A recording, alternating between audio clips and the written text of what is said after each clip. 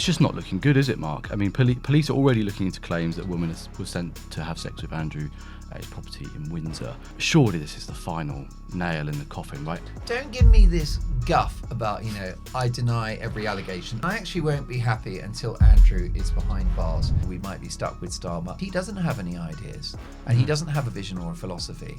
So he looks very lonely and very exposed.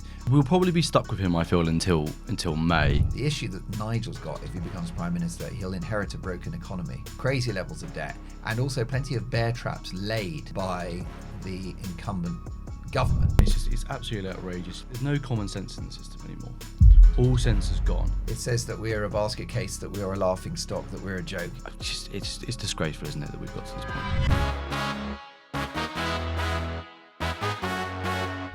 Hello and welcome to the Daily Expresso. Why haven't police knocked on Andrew's door? It's all there in the Epstein files, the compromising pictures, now allegations of dodgy dealings. Yet he still gets to live a life of luxury on Sandringham. Why? Well, I've got the perfect person in the studio to answer that very question. Mark, how are you doing? James, I'm very well, and I actually won't be happy until Andrew is behind bars. Don't give me this guff about, I deny every allegation. Of course, we've got innocent until proven guilty. Yeah. And at this point, we'll have to accept that begrudgingly. But Andrew is so deep in the Brown stuff, and it's across a range of areas. Yeah. First of all, there's the sex allegations. Yeah. And this poor woman, the late Virginia Giuffre, who accused Andrew of trafficking her and having, relations with her against her wishes as a young woman. She's no longer here. And young Russian girls and allegations that Epstein and Andrew dined in the palace whilst Queen Elizabeth was in Balmoral while the cat's away, the mice will play. So you've got the sex allegations, which are truly horrific and should be enough for his ultimate cancellation. Then you've got the financial impropriety, the allegations that he had his hands in the till. I mean, this is on the monthly checks from Epstein, partly because of his spendthrift ex-wife, Fergie. So you've got the money. And then there's a small matter of national security. Worth reminding ourselves, James, that this is the younger brother of the King of the United Kingdom, who may have acted in a way which threatened the economy of this country, market-sensitive, commercially sensitive information, and potentially information that could help the Chinese and even the Russians. I mean, just to bring you up to speed, if you've not seen this story, like you were saying, Andrew, during his time as trade envoy, was passing information over to Epstein, wasn't he? Basically, just so that this guy who had tons of money, a hedge fund financier, could presumably get a bit of insider trading information. And he'd have, because of course Andrew suddenly thought he was like business secretary or something, and he was for a decade, may God forgive us, a trade ambassador, trade envoy. Yeah. And so a semi-official figure. And he's going having bilateral meetings with the Vietnamese and the Chinese and various other. And then immediately, reportedly, allegedly, sending the minutes of those confidential meetings straight to Epstein, like minutes later. I mean, unintended. It's absolutely crazy. Obviously, allegedly, reportedly, this happened. He claims, no wrongdoing on his part, as he has with the sex allegations as well. But I mean, it's just not looking good, is it, Mark? I mean, police are already looking into claims that a woman was sent to have sex with Andrew at his property in Windsor. Yeah. Surely this is the final nail in the coffin, right? Why are we still paying for this man to live, on Sandringham, the nicest estate in one of the most sought-after counties in the UK? Well, definitely. And I think that Charles has been asleep at the wheel on this one because it is his younger brother. There's no way that Charles, the late Queen, William, every member of the royal family will have had a flavour of what Andrew was like. His nickname back in the day was Randy Andy. It's a bit of a giveaway, isn't it? It's like Mandelson and the Prince of Darkness. Why do they hire these people? It's in the name. The Prince of Darkness, Randy Andy. I mean, just where do they find these people? It's Most crazy. definitely. And, I'm hearing that there's a real fraudeur between William and his father in regard to how the Andrew story has been interesting handled. So what are you hearing? Well, I'm hearing that for William, the moment at which Andrew should have been cut off and cut loose was after the settlement paid to Virginia Giuffre, who I've just mentioned, 12 million quid, reportedly bankrolled by the Queen, a loan, we're hearing, to Andrew that's never been repaid, obviously not. And my understanding is that William's furious because he feels that at that point he should cease to have been the prince who should have. He did lose HRH in 2020 in the aftermath of that payout. But, the titles, because the problem you've got, and it's so often the case with the monarchy, which is that they sort of follow the wave rather than jump on it or get ahead of it. We saw the same with the Queen, and I don't wish her any disrespect because she was one of the greatest monarchs we've ever had. Yes. But in the aftermath of Diana dying in Paris, it took days and days for that flag to be dropped, which the public wanted. She was stuck with procedure. And I think also Charles has a degree of misguided loyalty to his son. He may have made a promise to his mother that he would stand by Andrew. But the softer they've been with Andrew, the more damage we've seen to the institution. I mean, this is an absolute dream for Republicans, people that want to abolish the monarchy. This is like Christmas Day for them. Oh, for sure, right? And I mean, you're seeing it now increasingly on these royal outings, in Saudi, elsewhere. King Charles, William, Kate are out trying to do something decent. I mean, maybe it's like diplomatic vision or ribbon cutting for a charity. And you're getting hecklers now every single time being like, what are you doing about Andrew? What did you know about Andrew? It's just following them around everywhere. Like you say, it smacks of that kind of real Diana disaster. Most definitely. And, once again, the king, and I know he's between a rock and a hard place, but he's done this deal, this amazing deal that you and I can only dream of, and the viewers of the Daily Expresso, which is rent-free accommodation on the Sandringham estate for the rest of his life. He'll have the Range Rover, he'll have the horses, he can maybe have a couple of ex-girlfriends over. Yeah. I mean, that guy's little black book is bigger than the thesaurus. I mean, it's literally, it's a mockery because it's still royal land. Yeah. So, that's a privilege, and indirectly we pay for that because it's a royal family and this is crown property. So I'm really, really concerned how this is going to play out, especially because I believe in the royal family. I believe in the monarchy, and I particularly like Prince William, and I think he'll be an amazing and very decisive king. That I think when he takes to the throne, you'll see a very tough approach towards Andrew if he's still on the scene.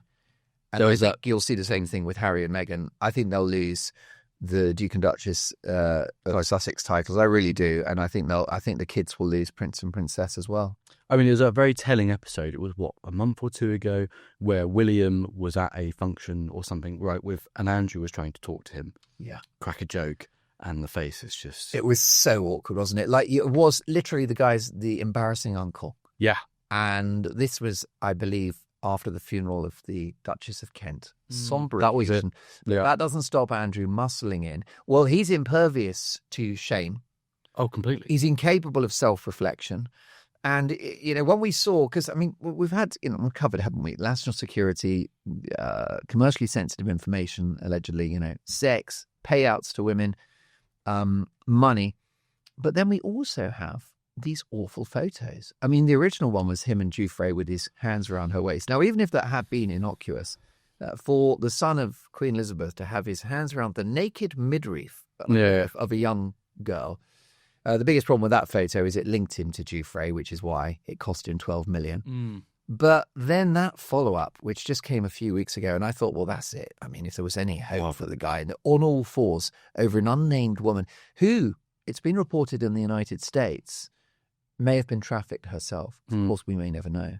Well, exactly. And then there was the picture of him lying across all of the women as well that emerged, and he just seems to just have this real stink following him around. Yeah, I mean, we're not a banana republic. We're not going to throw someone in jail because we don't like the look of them. Yeah, of course, yeah. Ideas. But the bottom line with Andy is that what I want and what we need is an incredibly energetic probe. Yeah, because you would be examined, and so would I. Us ordinary folk. Yeah. So that needs to happen, and we do have that interesting line from the country's lead prosecutor, who has said no one is above the law, including Andrew Mountbatten-Windsor. Why? Because he ain't Prince and he ain't the Duke of York. So I would say to the policing establishment and the legal establishment, do your worst. Yeah. And curiously enough, if bad crimes are committed, lock him up and throw away the key. Yeah. Because if those allegations are true, which he denies, then he's an enemy of the state, an enemy of the family, and a dangerous individual. Well, Mark, you've left no one in doubt as to how you feel about this, about this situation. I mean, you're completely right. It just seems to be, it could potentially derail the entire royal family if they don't get a grip of this soon. It's interesting to see Labour, MPs from Labour, the Tories, and the Lib Dems are now all calling for a police investigation. So it seems inevitable, doesn't it? It seems that it's any day now. Speaking of Westminster, we're going to move on to our next story. Keir Starmer was in big trouble again, by the looks of it. His right-hand man and National Security Advisor Jonathan Powell is now apparently looking towards the exit. This comes after, obviously, Morgan McSweeney went, his Cabinet Secretary Chris Wormold, and obviously the comms chief, what isn't it, something Allen, last week. He left. Everyone's fleeing. Is it rats fleeing the ship? It is, and everyone's losing their job except the person that should, which is Starmer. We saw this with Rachel Reeves before the budget, when she held that early morning emergency press conference a few days before the budget statement, in which she rolled the pitch for tax rises by saying the country was broke. She provably exaggerated the parlous state of the finances, and it was the OBR that showed her up with the actual truth of the economy. And on the budget day, that OBR statement, well, what you've got to the budget accidentally leaks by the OBR. The head of the OBR goes, not the Chancellor, not the person that has reawoken inflation, brought back unemployment, and seen growth more or less disappear. Yeah. So now you've got Starmer responsible for an explosion in illegal immigration.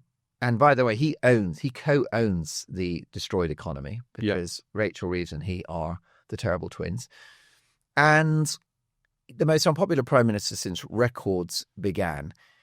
And he thinks that he can play a bit of musical chairs at number 10 and that's going to fix anything. Of course, he's on record as saying that I'm somebody that will never throw colleagues under the bus. Well, good luck with that, because there are so many colleagues under that bus, you'd have to be Eagle Knievel just to get... What did he do? No, he did the motorbike over the bus, but you get my point. Yes, yeah. So, this is an issue, and people don't want to be part of this. Powell, I understand that, The Guardian are reporting that Jonathan Powell was offered Chief of Staff because he is an experienced administrator and was, of course, there for the Blair years as well, which was a bit like a golden era for Labour by comparison to now. Yeah. So he's got a problem. And the issue is that he needs these strong lieutenants around him because he doesn't have any ideas. And he doesn't have a vision or a philosophy. So he looks very lonely and very exposed. A lot of people are saying, stay of execution, we might be stuck with Starmer. I seriously doubt it. I will probably be stuck with him, I feel, until May. Yeah. No one's going to move against him before then. You don't want to be the Labour minister who's ousted a prime minister, stepped into the post, and then 2 months later you're staring down the barrel of the worst local election results. Sort of known to the centre. The reason why you don't want to become manager of Tottenham on the eve of the North London derby. So can we get that out of the way? I'll be in on Monday. Good luck over the route manager for the derby, please, lads. Yeah, exactly. The problem we've got, we come back to it, don't we, James? Which is be afraid, be careful what you wish for. Starmer's replacement will be worse. Well, exactly. You got who's in the field? Wes Streeting, Rayner, Lammy. I mean, God forbid. Himself. Mr. Cervix. Henry VII, Henry VIII, which one? Who knows? Who knows? Ed Miliband, who could just put the final bullet in the back of the head of the British economy if he gets his way on net zero. Well, he'd be the first net zero prime minister. Oh, brilliant! And then we'll be left with zero Britain by the end. Yeah. Shivering in our homes. Shivering Britain. It's interesting. You mentioned earlier this Guardian story about Jonathan Powell being offered the Chief of Staff job. I think the most telling part of that is he didn't take it.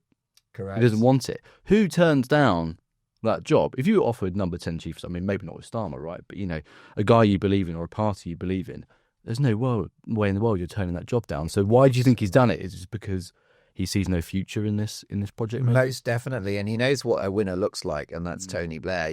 Tony Blair may or may not be your cup of tea, but he won 3 elections. He had a clear vision for the country, a vision which I believe has damaged the country, but he had it anyway. And Starmer is making it up as he goes along. I mean, I'll be honest with you. I take the view that he's an outrageous charlatan. Oh, completely. Yeah, I don't think that this guy's authentic. It's interesting how before the election, they asked him, what are you going to do about inflation? And he said, my father was a toolmaker. What are you going to do about growth? My father was a toolmaker. Yeah. How are you going to stop the boats? Yeah. Do you know what I mean? My father was a toolmaker. Yeah. He made one, didn't he? What? God, you got the perfect one-liners today. You're really on form. Well, it's not easy to. I mean, I've been on Talk TV this morning, and the readers of the Express, the viewers of the Daily Expresso, we've had enough of Starmer. I would say most people, they want an election, and they want one now. This is what I was going to ask you. Whoever replaces Starmer, surely they're going to have to call a general election. Particularly, for example, Rayner demanded a general election when Boris Johnson was when he ceased to be prime minister and was replaced by Liz Truss. So, it would be the wildest hypocrisy, but of course they won't do it because turkeys don't vote for Christmas, do they? No. Well, they'll see what happened to Theresa May, right? Correct. You think you've got a chance, but no, Nigel will storm to 400-seat majority or whatever. Well, what's interesting for Starmer is that maybe the one smart thing he has done, maybe the one thing he did get right, was thwarting Andy Burnham. Because I'm also hearing that there is no figure that the whole Labour Party is able to get behind. Really? That Wes has got his Peter Mandelson. Well, basically, there's a photograph of Peter Mandelson on Wes Streeting's bedroom wall. Dear me. Yeah. Where did you hear that? Well, no, I mean, I'm exaggerating, but basically, those two, You never know these days. Yeah. Wes Streeting, was one of Peter Mandelson's political protégés. Okay, Wes Streeting was a Mandelson project, And you can tell. Yeah, and so for let's say a prime minister like Starmer, one of the reasons he goes is because of links to Mandelson. Well, then you can't replace him with Mandelson's bestie.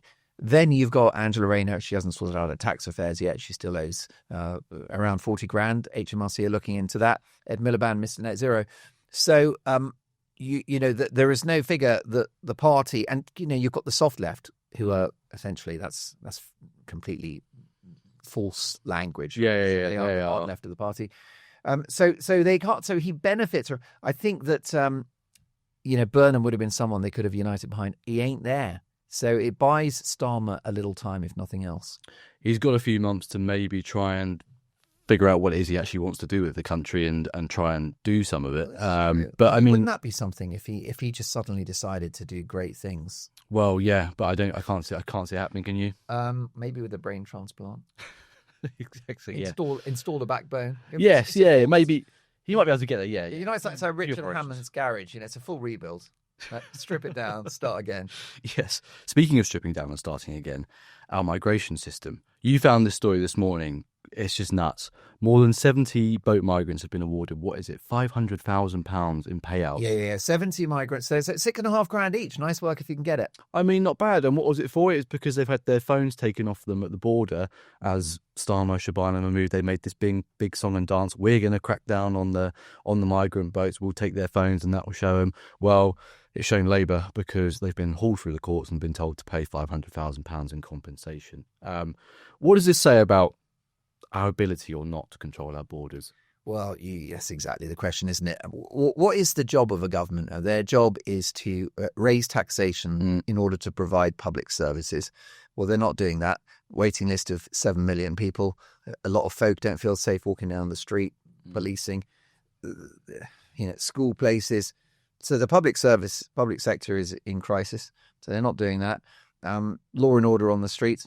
And then the policing of our territorial boundaries, an abject failure.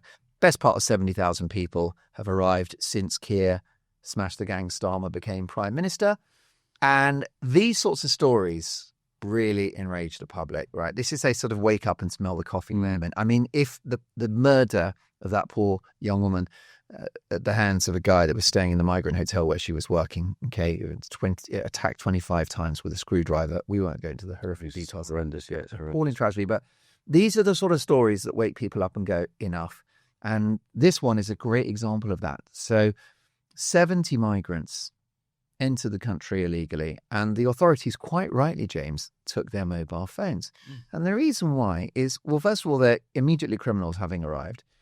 And on those mobile phones may be evidence of terror links. Now, I'm not saying that everyone that crosses the channel is a murderer, a terrorist, a rapist. No, of course not. But if we don't have their details, especially if they've dumped their documents into the sea, how do you know? Across. So that phone is a piece of evidence. It may contain information about how they came to board that dinghy. What is it? Because they're going to be using that phone to pay for the traffickers who brought them over into the country in the first place. It's a great way, right? Of if you take the phones, you can figure out who are they say that they want to smash the gangs. Well, that would be a decent way of getting some information on who are the members of these gangs, where these gangs are, how they operate.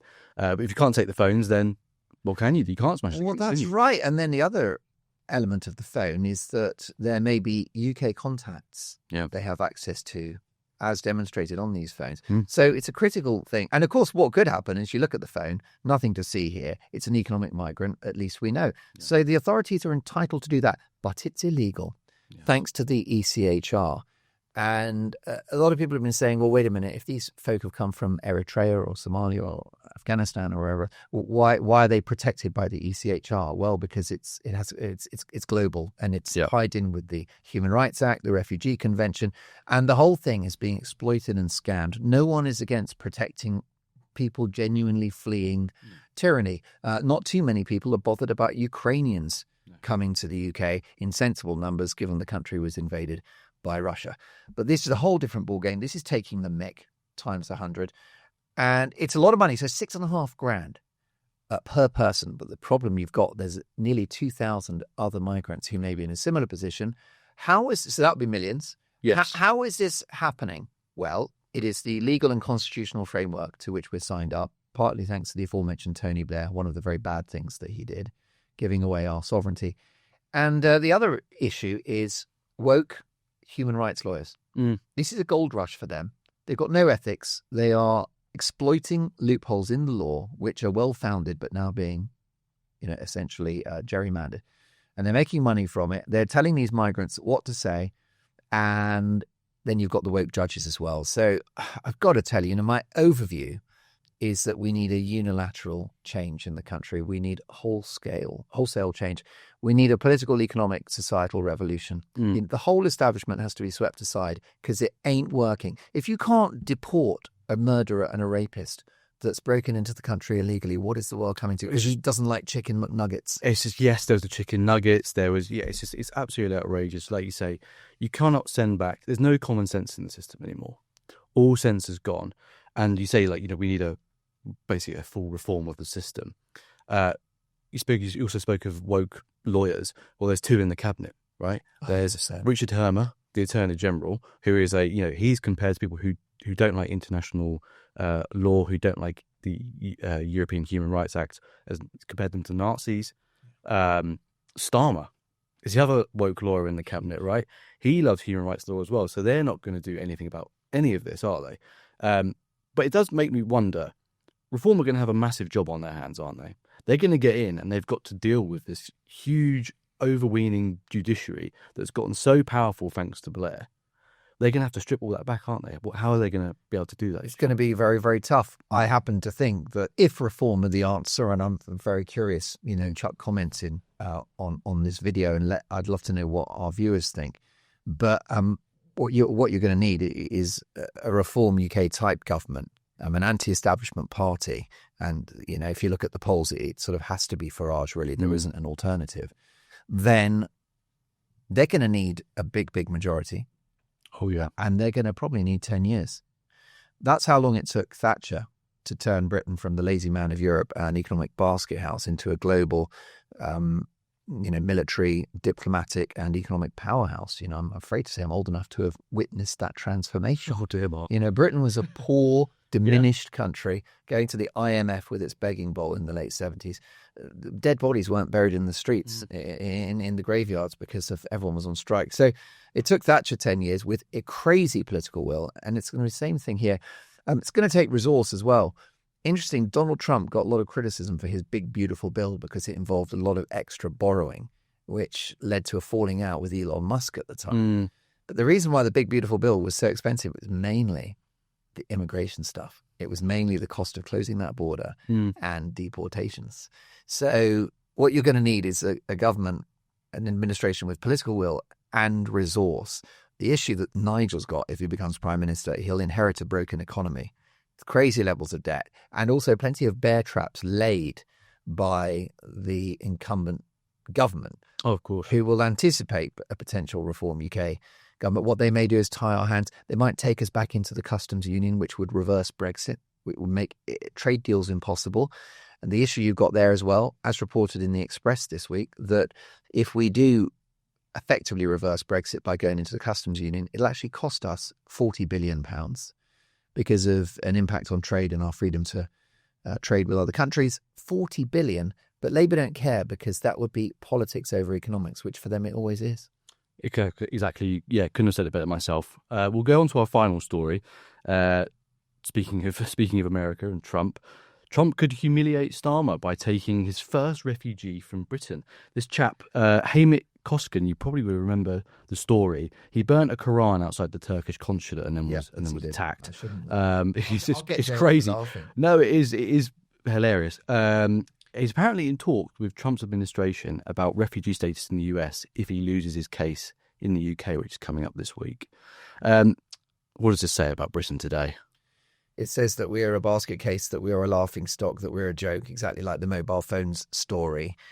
I remember when Donald Trump heard about the Chagos Islands sell-off, and he said, do England need, because he calls the Americans always call UK England, right? Do they need the money? He thought it was such a bad deal that the only reason we were doing it is because we'd make millions from it. Yeah. He didn't know that we were paying for it.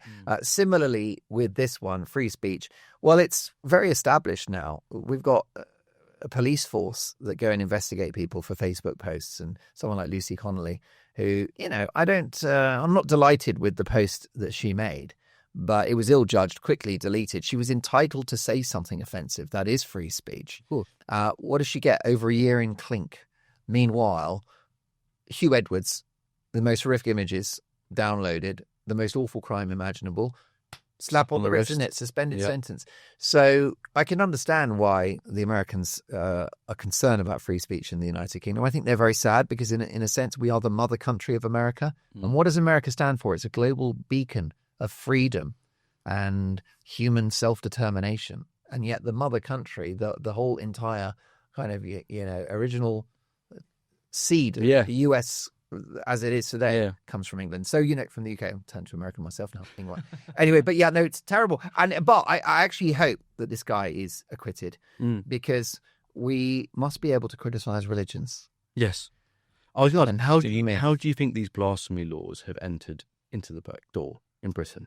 It didn't feel like this way even 20 years ago. Yeah. This sort of stuff would have been unthinkable. But now, for burning a Quran, which, you may think it distasteful, you may think it unfair. Of course. It's like Lucy Connolly's tweet. You're allowed to do it. Quite. And you don't have to love it. And if you're offended, well, so be it. Get over yourself. And how did it happen? It's a brilliant question, because we had in the 1970s The Life of Brian, which mocked outrageously of Christianity. Yeah. And in fact, even quite recently, we saw the Olympic ceremony in Paris where they essentially did a very, very woke, mocking version of the Last Supper, right? And I was raised Catholic, and actually as a Christian, I thought it was pretty offensive towards Christians. Yeah. But what then I thought is, but I believe in free speech, so it's offensive. I didn't love it, but so be it. But I put a little post out with a clip of it, and I said, great, now do Islam. Yeah, although they would never dare. They would absolutely never dare. And why? Because they would get death threats. We saw that case in Yorkshire, wasn't it? It was this Batley, yes. This teacher who showed an image of the Prophet Muhammad and now basically is living in hiding.